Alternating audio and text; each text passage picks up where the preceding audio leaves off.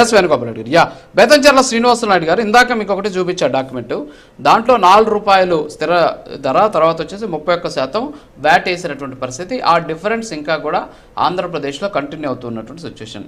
కేవలం ఇది ఒకటే కాకుండా రోడ్ డెవలప్మెంట్ సెస్ అని చెప్పేసి 2020 సెప్టెంబర్లో ఒక ఆర్డినెన్స్ తీసుకొచ్చారు. దీని ద్వారా ₹500 కోట్ల ఆదాయాన్ని సంపాదించాలి అనేది వైఎస్ఆర్ కాంగ్రెస్ పార్టీకి సంబంధించి ఆ రోజుల్లో తీసుకున్నటువంటి డెసిషన్. ఒకసారి పీసీఆర్ అది కూడా ఒకసారి ప్లే చేయండి. ఆ పక్కన మన దగ్గర అది ప్లే అవుతుంది చూడండి ఆ డాక్యుమెంట్. సో ఈ డాక్యుమెంట్ వచ్చేసి వైఎస్ఆర్ కాంగ్రెస్ పార్టీ హయాంలో తీసుకొచ్చినటువంటి ఒక గెజెట్. ఈ గెజెట్లో చాలా స్పష్టంగా చెప్పడం జరిగింది.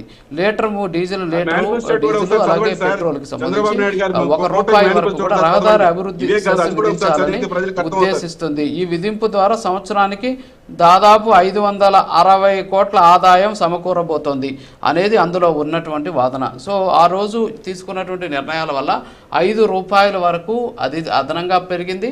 ₹4 ప్లస్ ₹1 31% ట్యాక్స్ ఉంది. సో ఈ కారణం చేత ఆంధ్రప్రదేశ్లో రేట్లు ఎక్కువగా ఉన్నాయనేది ఇప్పుడు వినిపిస్తున్నటువంటి వాదన. మరి దీన్ని తగ్గించాల్సినటువంటి బాధ్యత మీ ప్రభుత్వం మీద ఉంది, హామీ ఇచ్చి వచ్చారు. సో దీనికి ఏమంటారు? మీరు అన్నట్టు హామీ ప్రకారం తగ్గించాల్సిన అవసరం ఉందండి. కానీ ఇక్కడ మేము అధికారంలోకి వచ్చినంటే ఆర్థిక పరిస్థితి, ఆంధ్రప్రదేశ్ యొక్క ఆర్థిక పరిస్థితి అస్తవ్యస్తంగా ఉంది.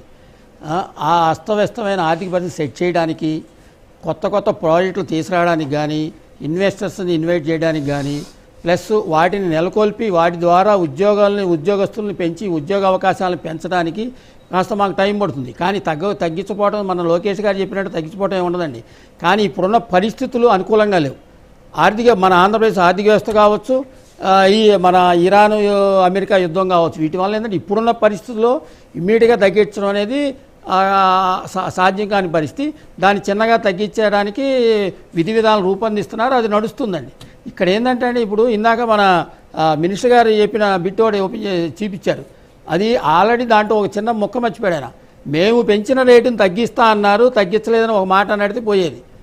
పెరిగిన రేట్లు తగ్గించమనకుండా మేము పెంచిన రేటు అని ఒక మాట అన్నడితే క్లియర్గా ఉండేది వినేవాళ్ళకు కూడా. వాళ్ళు చేసిన తప్పును వాళ్ళు చెప్పుకోవట్లా. వాళ్ళు పెంచింది జీవో చూసి కూడా తెలిసి కూడా మినిస్టర్గా పనిచేసిన ఆయనకు కూడా వాళ్ళు ఇచ్చిన జీవో గురించి తెలియదంటే నిజంగా అది వాళ్ళ విజ్ఞతకు వదిలేయాల్సింది తప్ప మనం ఏం చేయలేమండి.